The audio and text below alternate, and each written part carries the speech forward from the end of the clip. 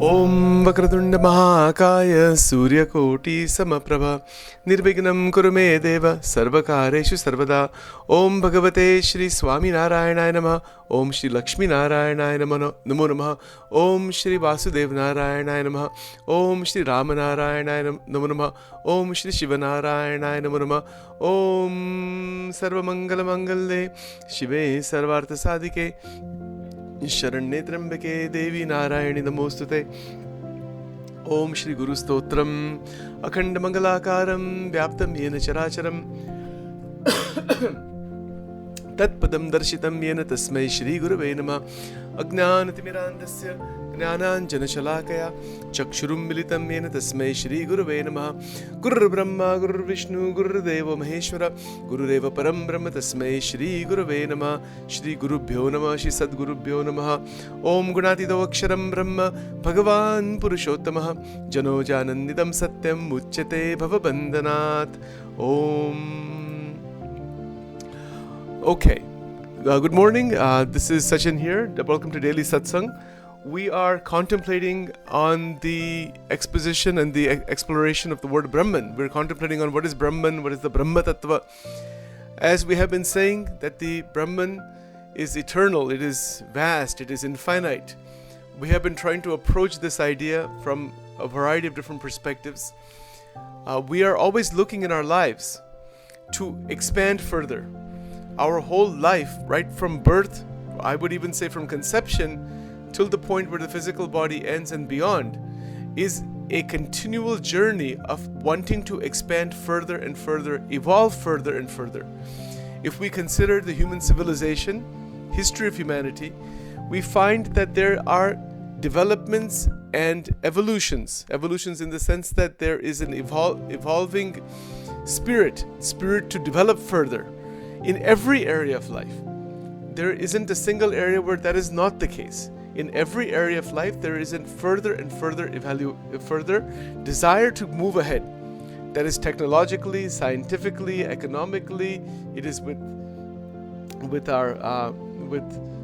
all different types of developments in human civilization, whether they're constructive or destructive. So, having said that, the drive within us to go further, to experience further, is inbuilt. That is how we have developed our human civilization. The drive to make life more comfortable, make it easier. Look at all the technology that we have. If you're sitting in wherever you're sitting in, just be aware of how much technology is present just right now. Where did that come from? It came from the human spirit to evolve further. It came from the human spirit to awaken further. So the innate drive that exists for further and further evolution and development is embedded, perhaps even genetically, within us. So the genetic code, or what is even called epigenetics, etc., there is a drive that we experience in our lives to keep going further, keep evolving further, keep growing further, for wanting new experiences. And along that line, there is then also the spiritual search for the ultimate realization. That what is the cause of all causes? What is that which is beyond everything and that is immanent in everything? When who am I really? So that is another type of curiosity. So material progression is one type, which we have made scientifically in many ways, in astronomy and in biology and in chemistry and in microscopic studies. In every way we have found so much, from subatomic particles to billions of galaxies and multiverses and all kinds of things that are hypothesized. So that is an external development and research. Now the internal development and research is what the Sanatana Dharma is all about. And in that research we have been examining for the last week or so, what is this Brahma Tattva? The Guru Reva Param Brahma Tasmai Shri Guruve Namah. That is what we have begun to go into. So the rishis of lore, the rishis of ancient times, they utilized, as I mentioned many times, a research approach to dive into this question, who am I? And they retuned their mind and their body using a variety of practices and sounds and vibrations and other things like that they discovered to retune the internal frequency so that the discovery could be made of the self. Who am I? What am I? So, so as I mentioned yesterday, the six Mahavakyas. Upanishad has 6 Mahavakya. Mahavakya means, first of all, Maha means great, the extraordinary, Mahan. And Vakya means statement. It is an utterance. It is a statement. It is a statement by the rishis from their realization, not simply from their conception. It is a statement made from their anubhav, not simply from repetition or tradition. This is a very important point. So the 6 Mahavakyas of the Upanishads are not spoken, or when they were spoken at that time, they were spoken from direct realization. They were not spoken from repetition as we're doing today. Sachin is saying, okay, Tattvamasi is one of the Mahavakyas. I heard that in the tradition of India, in the study of Upanishads and Gita and whatnot, in this lineage of sages. It is second-hand information. No doubt.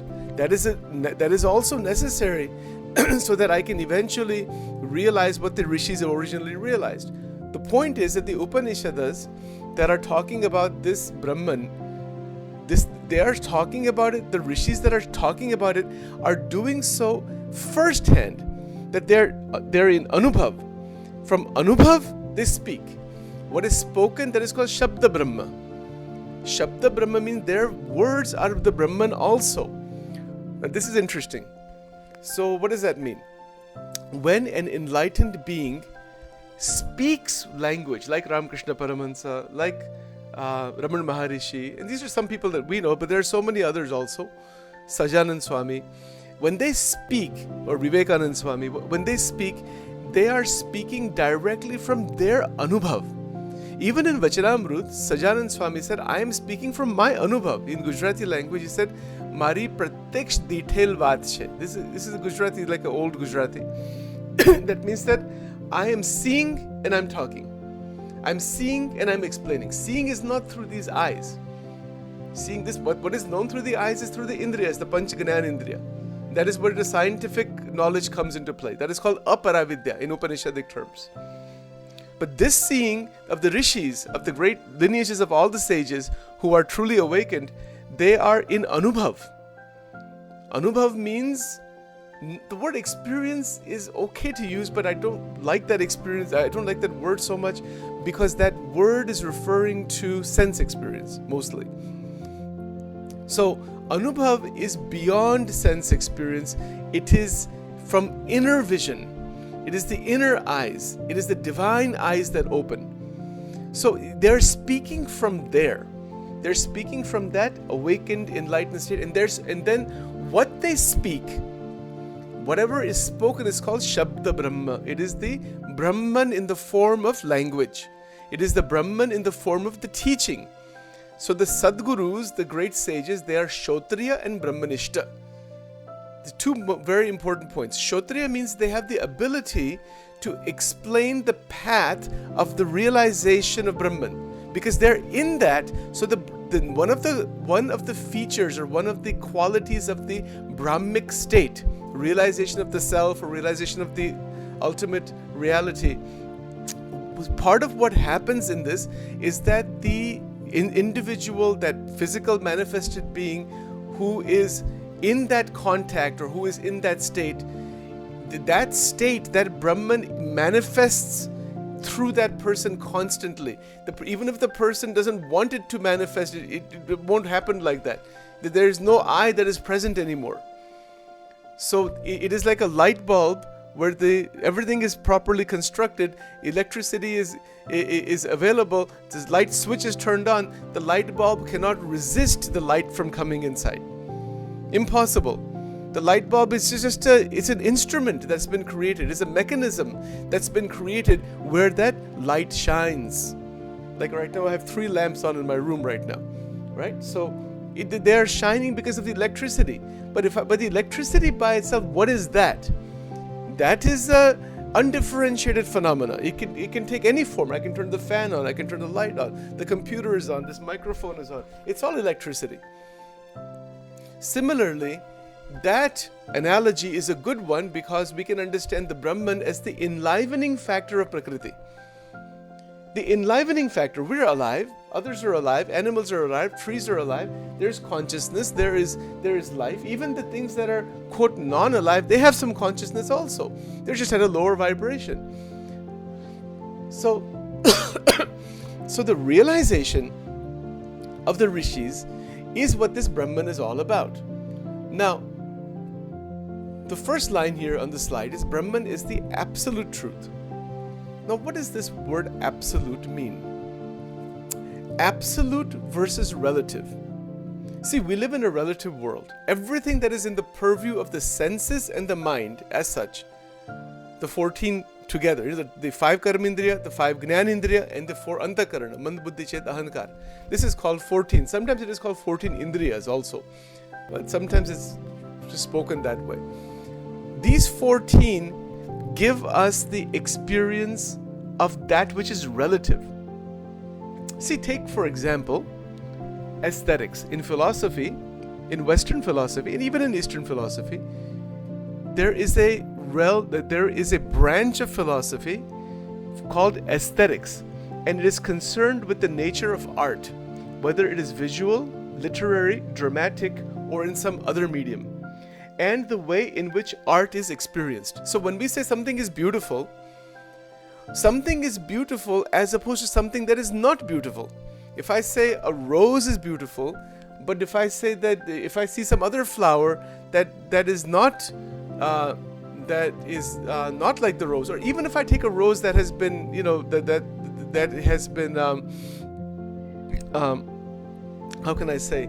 It's flower and then it kind of just I don't remember the language actually, but it's no longer completely flowered. It's like 3 or 4 days old or 5 or 6 days old. It's cut off from the stem. You just have these dried roses, let's say. Now somebody might say, well, dry rose is not beautiful to me, but this fresh rose is beautiful. So this is the question of aesthetics. What is beauty? Now, the rishis discovered that when we are experiencing beauty in the outside world, anything we find as, quote, beautiful or wonderful, something that is visually attractive, that is literarily attractive, that is dramatically, meaning drama-wise, like movies and dramas and whatnot, or in some other form, we find it aesthetically pleasing, we find it artistic, and we are also experiencing that.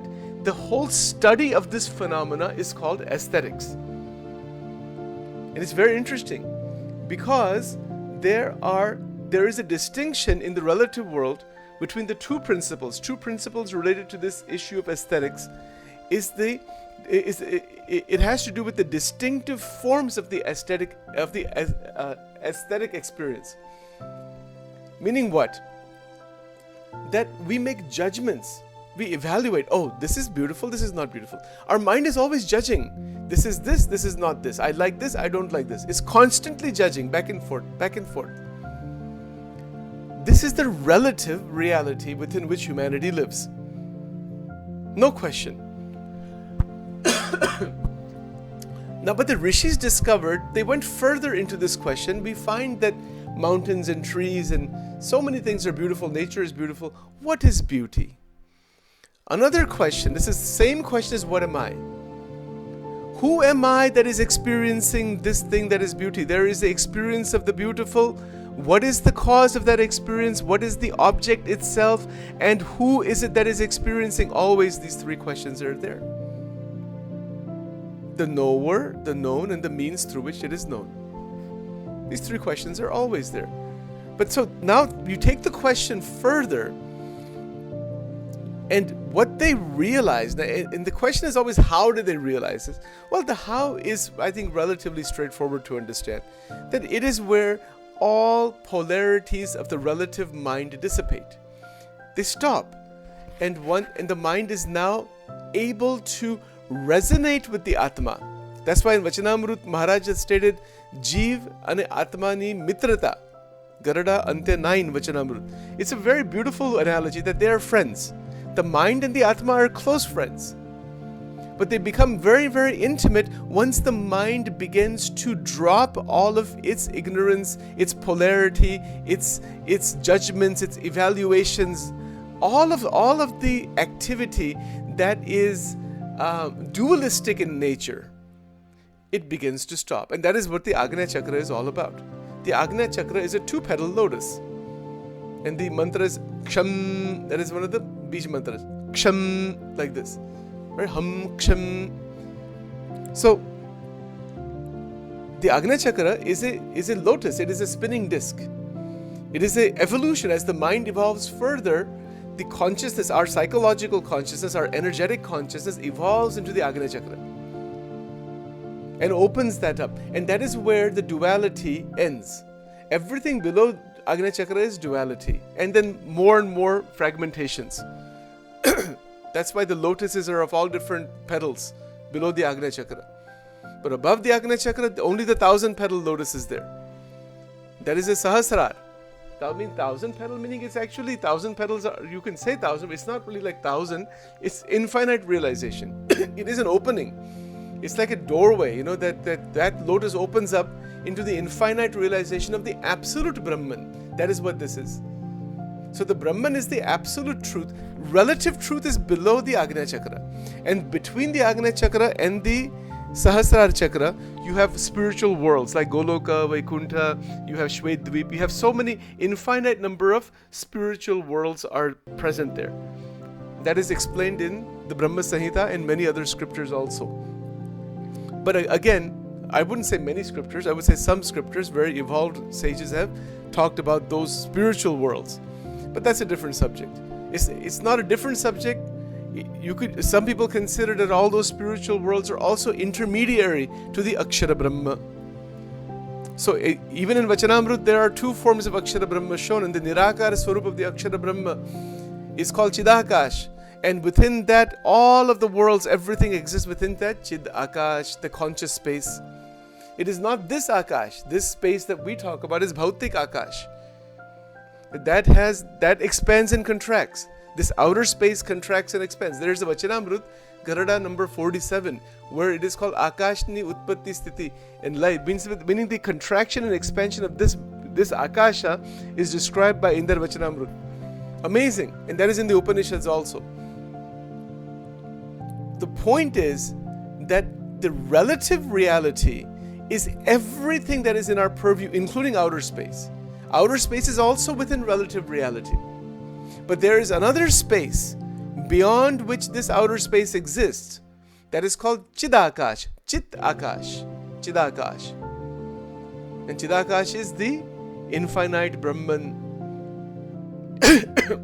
So to open that doorway, the mind is the only gateway we have. The body has to be tuned with the mind, as we know. And then the mind, all of its resonance occurs with Brahma Vidya.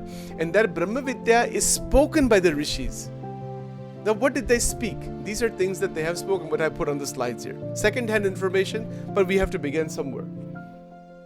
So what they stated is that the Brahman is actually infinite. It is absolute, meaning unchanging, non-relative. And it is eternal. It has eternality. It never goes away. It is always present. See, even the sun will go away at some point. Even the galaxy will go away. Even our current astrophysics is showing that.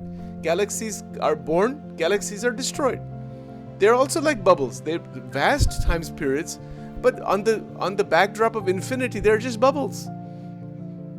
In a scripture called Vedas, even Mahavishnu is considered to be a bubble on the substratum of the Akshara Brahma, of the Absolute. Think about that. Mahavishnus come and go like bubbles. Infinite number. This is written in the Vedas by Bhagwan Swaminarayan. Amazing ideas are there. So everything is the bubble on the substratum of the eternal Brahman. The Brahman, meaning the Akshara Brahma. Remember chapter 8, Kim Tad Brahma Kim Adhyatma. So the answer to this question of Arjuna in chapter 8 in Bhagavad Gita is very clear. That Akshara Brahma Paramam, his direct answer is, what is the Brahman? Akshara Brahma. Akshara is the Brahma. Brahman is the Akshara, the absolute, the unchanging, the eternal, that which never, ever, ever, under any circumstances was ever created or destroyed. It is eternally existing. There is such a thing. Even J. Krishnamurti has talked about this. It's called The Ending of Time Dialogues with David Bohm. I heard that 3 times. They're about 15 to 20 hours long, and they are quite amazing. At the conclusion of all of that very intense probing, even J. Krishnamurti talks about the ground. He just calls it the ground. He doesn't use this word Brahman. And he also says there's nothing beyond that. And he says that it is eternal. And it is changed as cause. Same language you will find at the very end of that whole dialogue. Very interesting. So the absolute truth, relative truth. Now, eternal. Everything we see within the purview of the 14 Indriyas is eternal, is non-eternal. Everything changes. What doesn't change?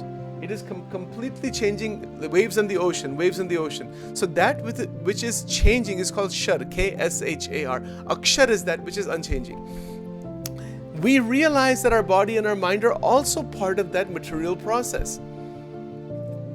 So if that's the case, then the touch of the eternal brings liberation.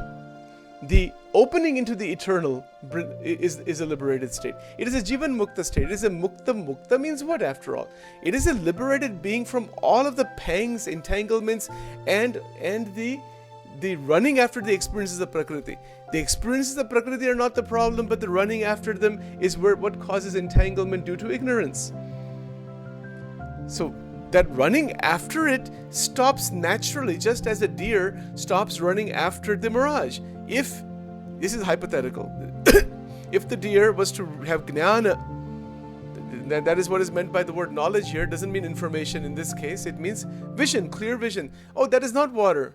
If Sachin is running after that mirage in the water, thinking that water is over there, then I'm in a state of ignorance. But when I realize that's not water, that it looks like water, that is a Gnan. Gnan and Agnan, the difference is only that much.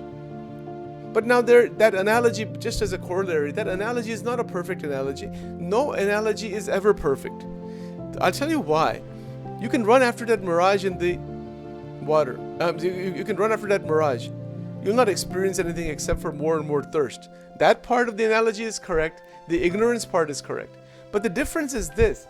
People who actually are in contact with the objects of the senses, there is an experience. So if I say I put sugar in my mouth, or I put let's say some Cadbury chocolate in my mouth, I like it a lot. I can say I like it so much I want to go after it. I eat 2 more pieces, 3 more pieces. There is an experience of that chocolate. The deer don't get any experience of water, nor would I get any experience of water. That's where that analogy breaks down there. These analogies, all of them break down at some point. They are only good to some extent. So any analogy is an indication to explore further the actual reality. The actual reality is that my life is filled with sense experience. All right. We're not rejecting sense experience. As we mentioned before, the Tantra perspective is not to reject sense experience. Even in Vachanamrut, the way Sajanand Swami explained this point is that even those who are in Samadhi, once they come out of Samadhi, they are still doing bhajan, kirtan, they're still doing activity like any other being, but they're doing it as a service, as a seva for the humanity, and they're doing it for, all of that activity is related to Brahmic realization, related to God realization. It is not a self-centered, ego-driven activity, yet activity is performed. Eating and seeing and hearing and all of those activities are performed. As long as there is a body, a living body, the action is going to be performed. Yes, somebody could sit in dhyan and be in samadhi for a long time. Like there are many examples of that. But once they come out of the samadhi, still the normal activity is performed. But that activity is divine. That's the difference. After realization that I am the Brahman, Soham, one of the Mahavakyas, and by the way, the 6 Mahavakyas are Soham, Tattvamasi, Ayam Atma Brahma, Pragnananam Brahma, Sarvam Khalvidam Brahma, and there's one more which I don't remember right now. There's 6 of them. So there's 6 Mahavakyas are there, and they all mean the same thing, but they're from different points of view that they're talking about that. That thou art that. There is something that, whatever that supreme is, that is who you are. That is thou art that. Tat tvamasi. Then soham, I am that. Soham, hum means me. So means that I am. See, tattvamasi is, tat means that. So there is a pointing to something beyond, that is who you are. And soham is the opposite way of looking at it. Soham. Hum means me, that I am. That is here. That which is beyond is here, now. So soham is saying, come here, in the present, in the now. That is, so what is the relationship between soham and tattvamasi? That kind. So tattvamasi approaches it in one direction, soham approaches from the other direction. Same truth. See, I am Atma Brahma. That this Atma is Brahman. I am means what? The present now, here. I am Atma Brahma. In the present. Again, the meaning is exactly the same. The truth is the same. Pragnananam Brahma. Pragna meaning the awakening of intelligence, as J. Krishnamurti's book. Exactly, that's a translation of Pragnananam Brahma. The awakening of intelligence. Intelligence we have, but where is this intelligence going? It is going in all kinds of dispersion. In the Bhagavad Gita, there is a beautiful shlok. Vivasyatmika buddhir ekeha gurunandana bahushaka anantascha buddhayo vivasayina. Our mind is split into thousands of ways. Bahushaka. Many branches like a tree. Bring it together into the one single pointed ekantika focus of the Brahma Vidya. That is called ekantika dharma, vachanamrut, dharma, jnana, vairagya and bhakti. This is called ekantika dharma. That those who are wanting to evolve into the Brahmic state, that Nijatmanam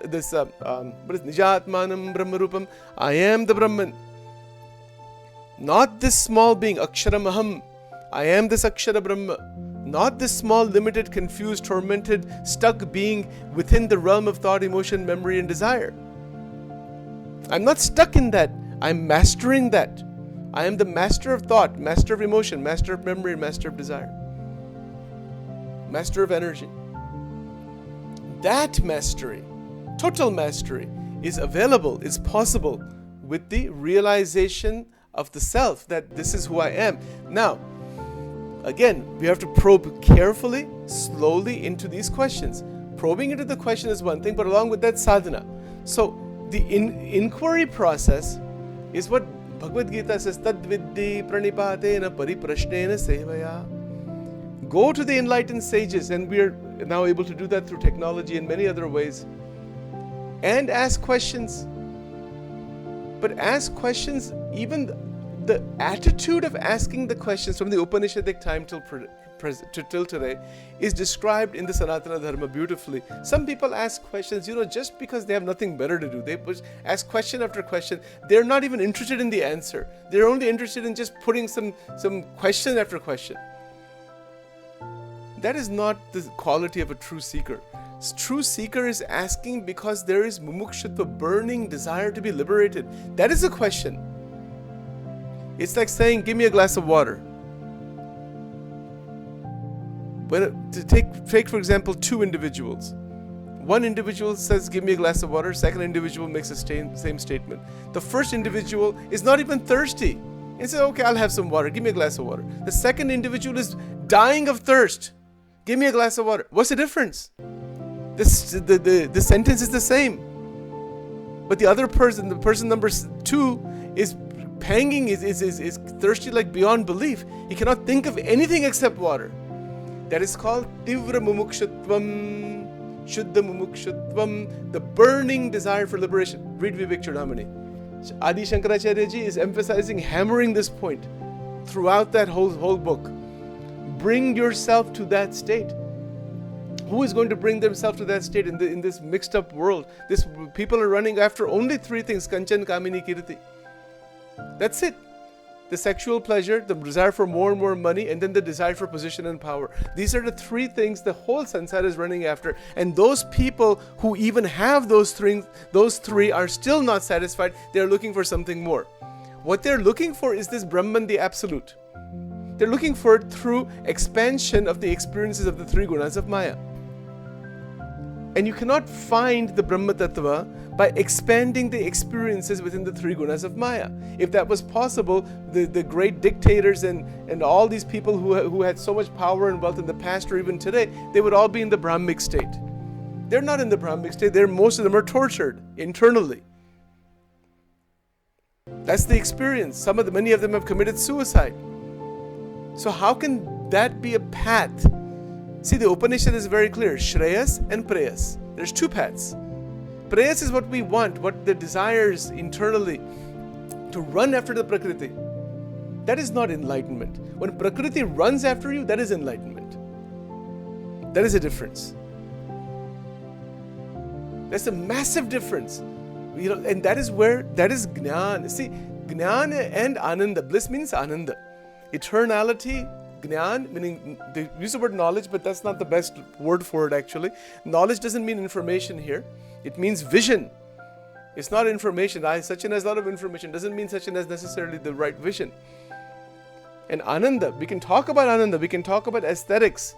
We can talk about philosophically all kinds of probing into the nature of aesthetic experience, and so much has been done. But the more you probe into it, the more you realize about the nature of the duality of that experience. There are thousands of books written on aesthetics. They may be written, but the fact of the matter is, reading those books is not going to necessarily open the door into Ananda. It may be helpful.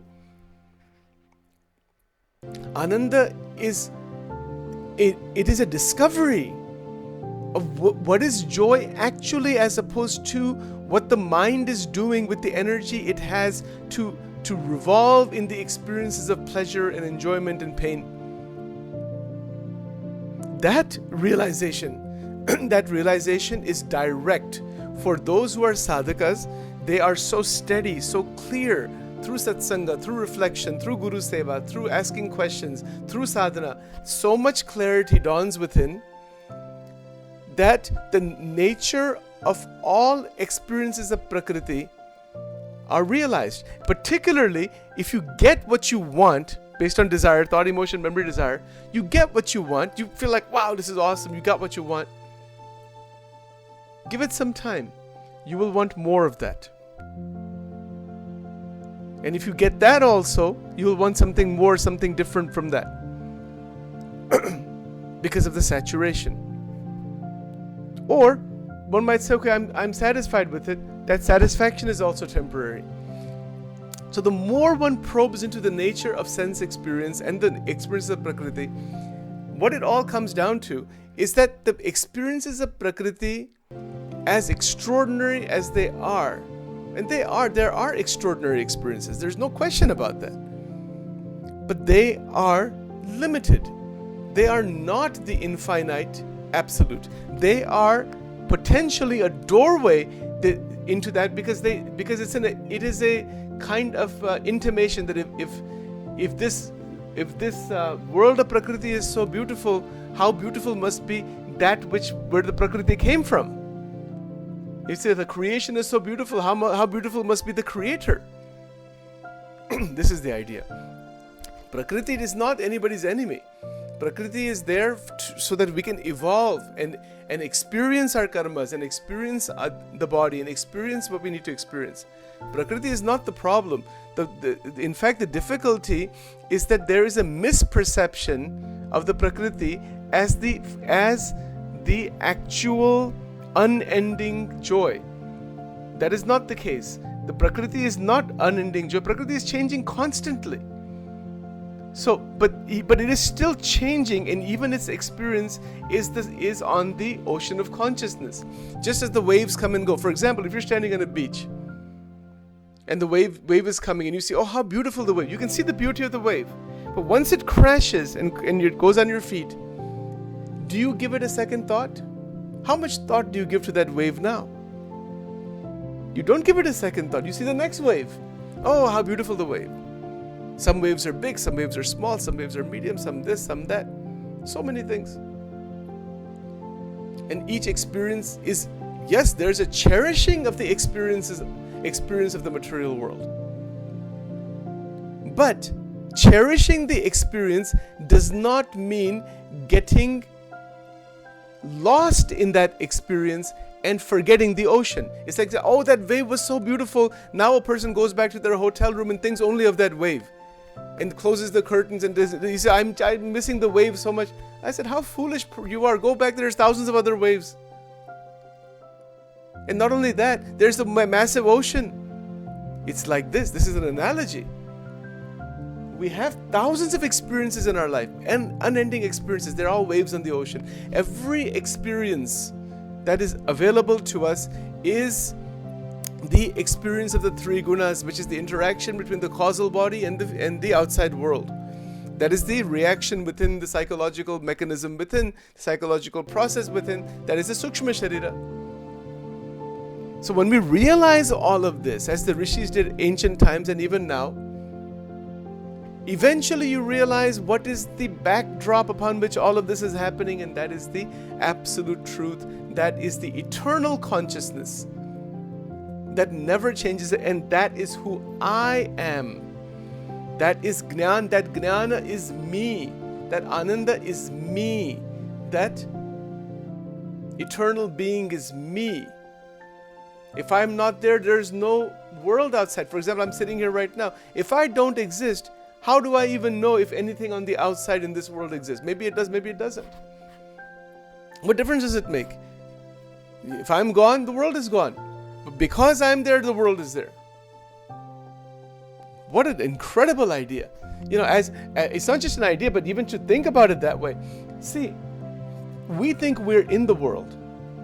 But Vedanta is teaching us something quite different. Vedanta is teaching us, yes, relatively as the jiva, that's how you feel because of body consciousness. But the fact is, you are not in the world. The world is existing because of you. We say that the world is in you. That's also like an intermediate idea. There's even something greater than that. That anything that exists because you're there. You're not there, then where's the issue of anything existing? Amazing. So these are the extraordinary truths and ideas from the Upanishads and the Gita. Brahma Sutra is 555. So much can be said about this. So many people have taught. If you go to YouTube and type in Vedanta, you'll find thousands of videos. It's just incredible. Number of teachers is growing all the time. It's great. It's beautiful. That's all fine. How much is realized? It's not the quantity. It's the quality of the realization. And and by realizing the quality of the experiences of Prakriti. The experiences of Prakriti are going to support Brahmic realization. There's a question in Vachanamrut which I mentioned the other day. Muktanand Swami asked Maharaj a question. Muktanand Swami said, Maya is the root of all problems. Maharaj disagreed. That's not the case. Maya is not the root of any problem actually. The Maya is actually going to help you. All the experiences of Prakriti are going to help you and aid you into that realization. For example, I'm using this computer right now. How is this computer a problem at all? It's not. Now if I'm watching certain things or doing certain things in here that are entangling me and hurting me and hurting others using the same instrument of the computer, is the computer to blame? It's like that. So Maya is not to blame. Maya will support you based on where you're headed. But one has to decide clearly, freely, what is the goal? What is the destination? If I say the destination, I want the Brahmic realization, I want to realize 100% this thing. Whatever may come and go, doesn't matter. But this is my destination. Fix the goal. And that goal is that I am the Brahman. That goal is like an unmovable goal. If that goal is there, then the reality itself is going to retune itself to support you in every way to realize that goal. Yoga Kshema Vaham Viham, Bhagavad Gita. Bhagavan Krishna is saying, I will give you everything you need. If you put your mind on God and you say you want only God, even Sachin can guarantee you this thing. Anybody will, Krishna Bhagavan is a given guarantee. We don't need anybody else's guarantee. My own experience is there. That's why. That if you fix your mind on the Paramatma, everything will change in such a way so that you can realize that.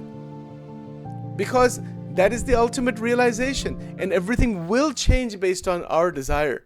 To say that we want to realize that, the right people come, the right Sangha comes, the right understanding comes, the right scriptures comes, truth comes from all directions. May truth and wisdom come from all directions. This is the mantra in the Rig Veda also. It's extraordinary, right? So these are the basic ideas. Depending on what we want, on that basis we progress. The beauty, I just want to mention one more thing. The beauty of Devi Upasana, Devi Bhakti, is that the difficulties of the sansar are taken care of in that. They can go away. So the sansar, you can navigate through the realm of the sansar without difficulty into the Brahmic realization. That is the great truth behind the Durga mantras, the Devi mantras. All of them are all about that. Alright, so I want to say that here. And remember, just one more point, that the Guru Tattva becomes active when all of this truth begins to live inside of us. It's an active living, a dynamic living that occurs moment to moment, moment to moment. Alright, so we'll continue this tomorrow.